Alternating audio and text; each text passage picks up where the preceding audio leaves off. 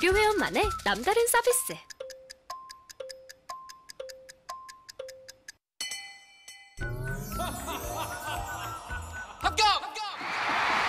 합격하고 돈도 받는 혜택.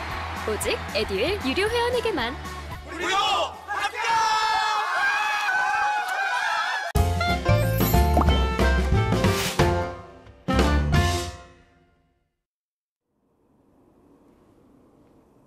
안녕하세요 여러분, 소방국어의 신홍명입니다. 자, 오늘은 2019년 4월 6일 날에 시험 본 소방국어에 대한 문제풀이를 하도록 하겠습니다. 이번 시험은 여러분들 그러니까 작년 시험에 비해서는 어려웠다라고 보는 게 중론이에요. 좀 어려웠습니다. 문제 하나하나 뜯어보면은 공부한 학생들한테는 풀만했다고 하지만 시간이 20에서 25분이라는 짧은 시간 안에 풀어보겠다? 이런다면 부담스러웠던 문제였지 않나 생각이 듭니다. 왜냐하면 문학도 그렇고 비문학, 특히 비문학이 엄청 장형화가 되었죠. 그래서 학생들이 좀 약간 시간이 구애받지 않았을까? 너무 좀 바빴지 않았을까 생각이 들 정도로 문제가 조금 양이 많았다. 지문이 양이 많았다는 겁니다. 아무리 양이 많다 보게 되면 학생들이 그동안 풀었던 실력들이 제대로 안 나올 수가 있어요. 그죠? 그래서 우리가 이 부분들이 집에 가서 풀면은 다 맞출 수 있는 다는 아니더라도 풀 수 있던 문제였는데 왜 당일날은 못 맞췄을까? 장형화되어 있다는 거예요. 그래서 이런 장형화는 우리 소방직뿐만 아니라 모든 공무원의 요즘 추세입니다. 흐름이에요. 그죠? 그러기 때문에 여러분들이 평상시에도 비문학이나 특히 소설 같은 장형화를 빠른 시간에 읽어내는 훈련을 좀 하셔야 됩니다. 특히 소설 같은 경우는 여러분들 제가 누누이 강조하지만 소설은 아무리 길든 짧든 간에 등장인물을 동그라미 세모를 치고 다음에 그 소설 속에 있는 주요 감정들 있죠. 슬프다, 기쁘다, 괴롭다, 사랑한다 이런 감정들을 물결표를 좀 치며 읽어주시고 특히 비문학 같은 경우는 핵심어를 동그라미 좀 치고 뭔가 두 개를 쪼개지는 글이 나온다면 하나는 동그라미, 하나는 세모를 치면서 내용을 좀 분류시키는 연습을 좀 하세요 라고 제가 몇 번 말씀드렸죠. 물론 지금 제가 짧은 시간 안에 그 스킬들을 지금 이 수업 시간에 얘기하는 건 아닙니다만은 다양한 스킬들이 있습니다만은 제가 지금 말씀드렸던 이 정도만 하셔도 장형화 문제는 조금은 대비가 될 겁니다. 자, 그래서 이 문제가 장형화도 어렵죠. 문법 문제는 한 문제를 제외하고는 대체로 좀 평이했다라는 게 중론이에요. 그 한 문제가 바로 2번 문제죠.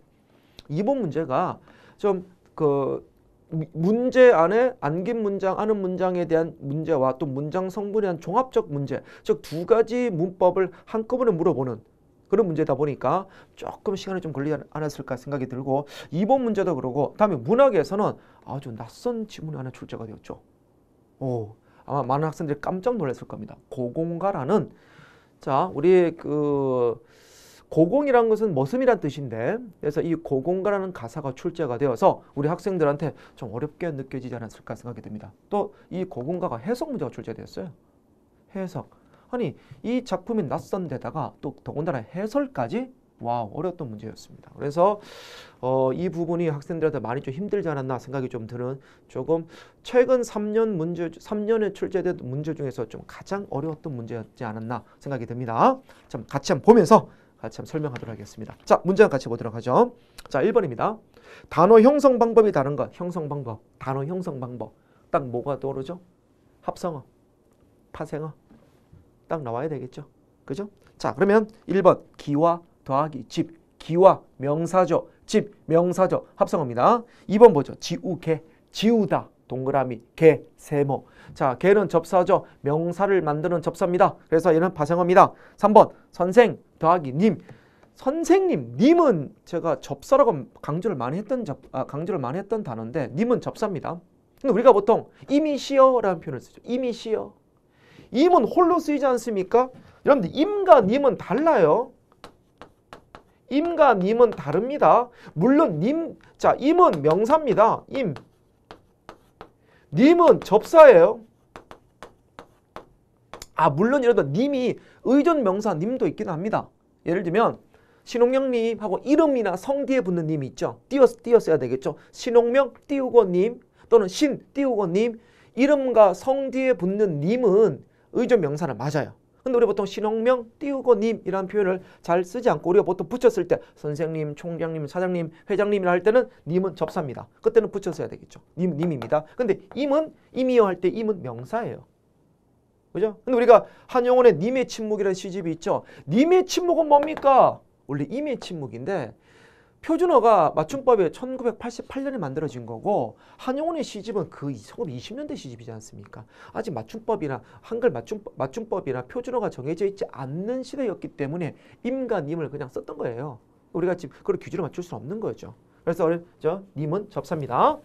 자, 그럼 파생어죠. 3번 개살구.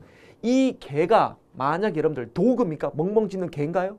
그러면 개가 먹는 살구 그런 뜻입니까? 개살구가? 그러면 당연히 합성어가 돼야 되겠죠. 하지만 아니죠. 이 개살구는 야생이라는 뜻입니다. 야생. 그래서 개살구는 살구 중에서 야생살구라는 뜻을 가진 접사입니다. 정답은 1번이 되겠네요. 와우, 2번 문제가 좀 어려웠다고 그랬죠. 2번 문제 보세요. 우리 부모님께서는 자,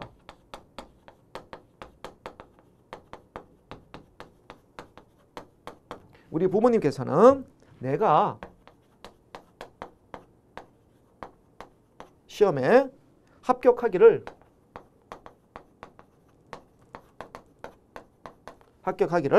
원하신다. 자, 니은을 바로 보죠. 니은을 보시면은 우리는 이곳이 교통사고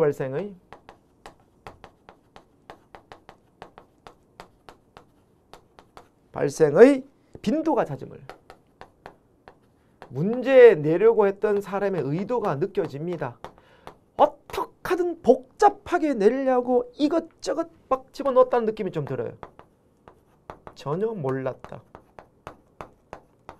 이런 식의 문제 유형은 공무원 시험의 유형이라기보다는 수능의 문제 유형이라고 보시면 됩니다. 문제 하나에다가 다양한 걸 질문하는 건 공무원 시험의 스타일이 아니라 이 수능 스타일이에요. 그죠? 그래서 좀 더 어렵지 않은 생각이 듭니다. 자, 문장 또 보세요. 우리가 평상시에 봤던 그런 문장의 수준이 아니죠. 엄청 길게 썼죠. 그죠? 그러다 보니까 안에 온갖 잡동사를 다 집어넣는 겁니다. 하지만 우리의 항상 기본이 중요해요. 자, 보시면은 우리 부모님께서는 물론 관용어 주어지만은 그냥 묶어서 관용어 주어지만 그냥 주어구로 할게요. 주어고 우리 부모님께서는 원하신다. P1입니다. 내가 시험에 합격하기를입니다. 내가 S2 합격하기를 P2인데 자, 여기 보세요. 여기 기가 붙었죠? 기가 붙었으니까 무슨 절이죠? 명사절 아는 문장이 되겠죠? 명사절이 되겠죠? 명사절 아는 문장이 목적어 역할을 하게 되는 거죠. 를 붙었기 때문에 자, 봅니다. 다음에 우리는 S1 그죠? 전혀 몰랐다. P1 이곳이 교통사고 발생의 빈도가 잦다입니다. 자, 이곳이 매우 잦아. S2 잦다. P2가 되겠죠. 자, 그리고 안에 잡동사를 다 집어넣어놨습니다. 하지만 이게 가장 핵심이죠. 항상 문장은 주어 서술로만 공부하면 된다고 그랬어요. 문장가 나오면. 그죠? 막 잡다한 것을 할 필요 없는데 이번에는 그 잡다한 것까지 물어보는 그런 문제였어요. 그래서 좀 더 어렵지 않은 생각이 듭니다. 자, 보시면은 음이죠. 자점. 얘도 무슨 절입니까? 얘도 명사절이네. 자, 명사절입니다. 명사절인데 자, 1번 보죠. 기역과 니은 모두 명사절이 안겨있다. 명사절 안겨있음을 확인했죠? 그죠? 2번을 보죠. 기역, 니은 모두 안긴 문장. 자, 보세요. 안긴인지 안은인지 보세요. 이 가로 안에 게 안긴 거고 가로 밖의 것이 아는 문장이죠. 그러면 안긴 문장 요 가로 안에 있는 겁니다. 기역, 니은 모두 안긴 문장 속에 목적어가 있다. 목적어 을을이 있나요? 이거 목적 아닙니까? 얘는 밖에 있는 거죠. 얘는 아는 문장의 목적어죠. 이 안에는 자, 시험에는 뭐죠? 시험에는 품사가 뭡니까? 문장 성분이 뭡니까? 제가 문장 성분할 때 뭐라 그랬나요? 문장 성분 모르겠다. 1초, 2초, 3초. 3초가 지나서 문장 성분을 모르면 무조건 관용어 아니면 제가 부사어라 그랬어요. 이거 부사어지 뭐. 왜? 합격하더라 꾸며주니까. 용어는 꾸며주니까 부사어죠. 자, 다음에 교통사고 발생해. 얘는 뭐가 되는 겁니까? 얘는 관용어죠. 의가 붙었으니까.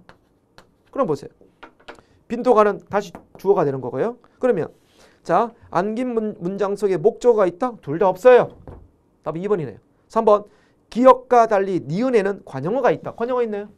그죠? 3번, 4번 니은과 달리 기억에는 부서가 있다. 부서 있네. 그래서 안긴 문장, 아는 문장이라는 개념 속에 문장 성분까지 집어넣어 있던 그런 문제가 됩니다. 정답은 2번이 되겠네요. 자, 보세요. 풀이를 듣거나 그냥 하나하나 보면 그렇게 어려운 문제는 아니에요. 근데 제가 말씀드렸죠. 근데 이게 시간이 1분 안에 풀어야 된다는 이런 촉박감 속에 이걸 본다면 이게 학생들한테는 조금 어렵게 다가가지 않았을까 생각이 됩니다. 그 집에서 풀면 쉽게 풀리는데 그 시험장에서 풀면 막 긴장되잖아요. 눈에 안 들어와요. 그죠? 그래서 좀 학생들이 좀 어렵게 느껴졌던 문제였다라고 볼 수 있고요. 자, 3번입니다. 표준 발음법이 옳지 않은 겁니다. 발음법 문제죠. 보름에는 달이 박다, 박다, 박다, 박다. 맞죠? 자음군 단순하라. 제가 된소리 대기. 제가 표준 겹받침해서 제가 리얼 기역, 리얼 미음, 리얼 피읍. 제가 음절의 끝소리 규칙 7개 대표 외우는 방법 2가지가 있다고 그랬는데 약간 좀 변태 버전이 있다고 그랬죠. 그녀 다리만 보여. 그리고 좀 귀여운 버전이 있다고 그랬죠. 가느다란 물방울. 하지만 가느다란 물방울 귀여운 버전보다는 좀 변태처럼 외우라고 했던 이거 제가 강조를 했던 문제였는데요. 왜냐하면 그녀 다리만 보여라고 하고 조금 변태스럽습니다만은 고만바, 고만바, 고만바. 피읍은 다시 음끝에 의해서 비읍으로 바뀌죠. 이걸 제외한 나머지 겹받침은 전부 다 앞에 게 발음한다고 그랬어요.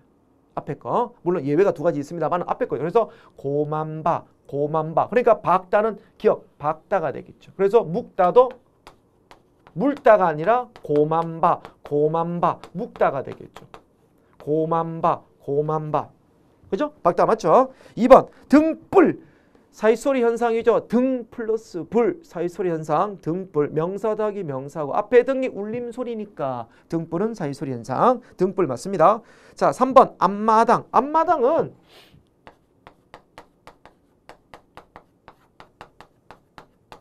자, 피읍을 뭐로 바뀌죠? 비읍으로 바뀌어야 되겠죠. 마, 당. 무슨 현상? 음끝이죠. 비읍과 미음이 만나서 뭐로 바뀝니까? 둘 다 울림소리가 되죠. 그래서 바닷가에서 물놀이, 바닷가, 바닷가, 물놀이, 바닷가에서 물놀이는 둘 다 물놀이로 바뀐다 해서 앞에 앞마당이 되겠죠. 그래서 얘는 음절의 끝소리 규칙, 음끝. 얘는 비음아. 자, 그래서 맞고요. 4번 여기저기 다니며 막 1이라도 막 더하기 1입니다. 막 더하기 1이에요. 자, 솔직히 이 문제도 솔직히 쉬운 문제가 아니었습니다, 여러분들. 쉬운 문제가 아니에요. 자, 보세요. 니은 청가와 연음의 공통점이 있어요. 니은 청가와 연음은 둘 다 가운데 이응이 있어요. 이응이 있어. 그러면 이응이 있으면 즉 모음이 오면은 기역을 넘겨서 마길이라고 해야 될 것인가?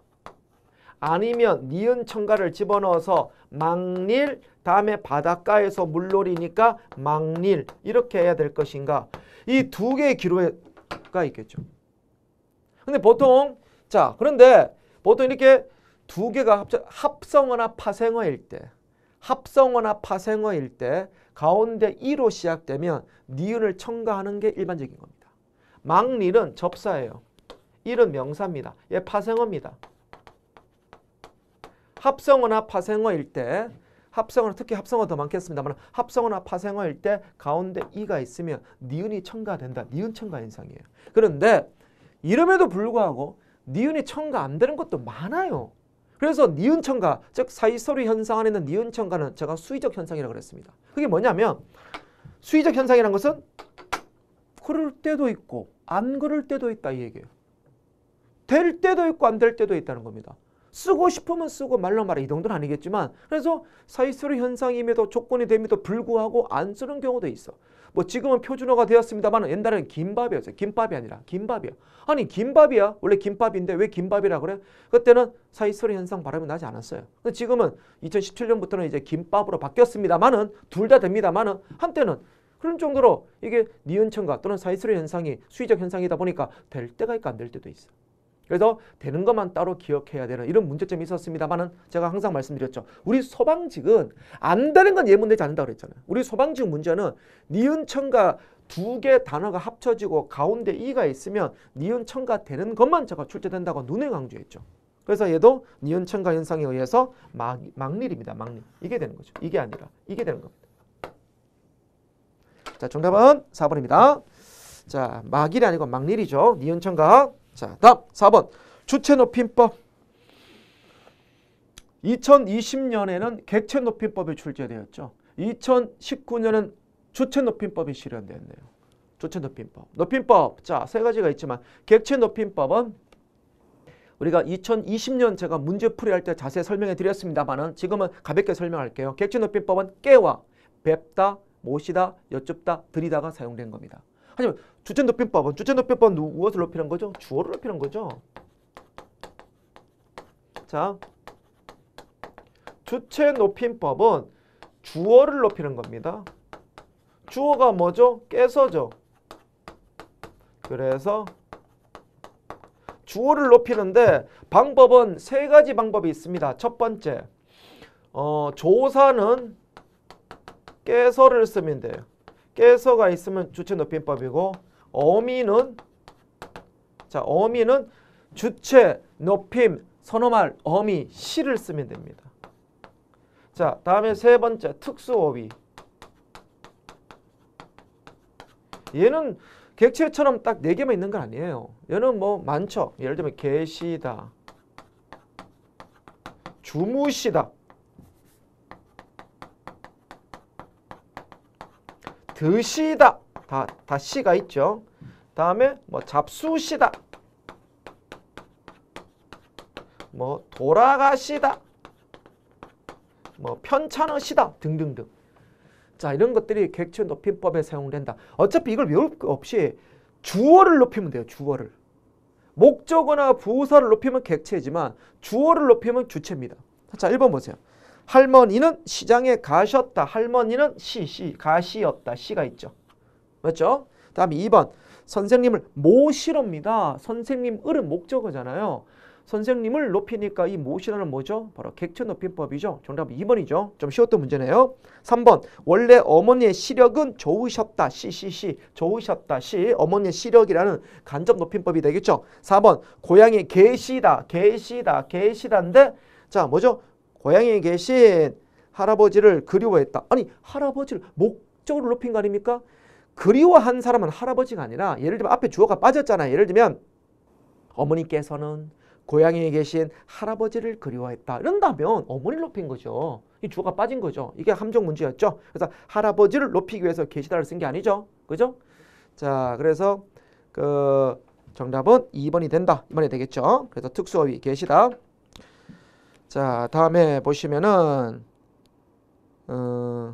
앞에 주어가 그러니까 고향에 계시는 주어는 할아버지가 되겠네. 할아버지가 고향에 계시는데 그래서 어머니께서 할아버지를 그리워한 겁니다. 물론 계시다는 할아버지를 높인 게 맞지만 할아버지를 높인 게 아니라고요. 목적을 높인 게 아니라 할아버지가 계시답니다. 할아버지가 계시는데 어머니께서 그 할아버지를 그리워하는 거예요. 그래서 앞에는 관용절로서 할아버지가가 생략된 거죠. 그죠? 그래서 계시다는 할아버지가라는 주어를 높이고 있다라고 보시면 됩니다. 정답은 2번입니다. 그래서 4번이 좀 함정 문제에 가까웠죠. 좀 쉬웠던 문제였고요. 대신 워낙 모시다가 객체 높임법으로 자주 사용되니까